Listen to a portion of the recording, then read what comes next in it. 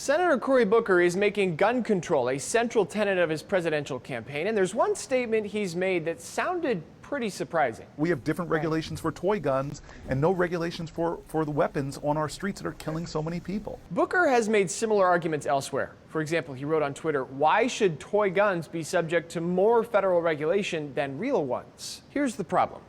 Booker's claims are missing a key word that would narrow down their focus: safety.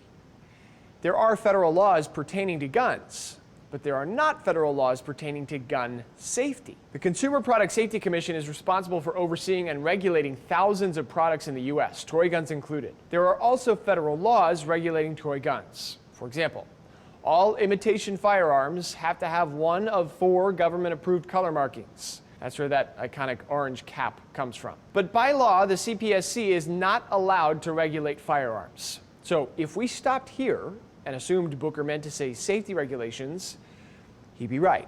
There are 0 federal regulations spelling out safety requirements for firearms. 7 states and Washington, D.C. have filled that gap by passing some kind of local gun safety law. California, Massachusetts, and New York have some of the most robust regulations, requiring specific safety features on handguns and mandating safety tests. But Booker didn't say safety regulations. And the federal government certainly has other types of laws pertaining to guns. All guns in the U.S. must have a serial number, and federal law limits who can sell, buy, and possess a gun. Supporters of new gun control efforts, like Booker, are right about the lack of federal gun safety regulations. But the senator went a step too far when he said there are no regulations for weapons on our streets.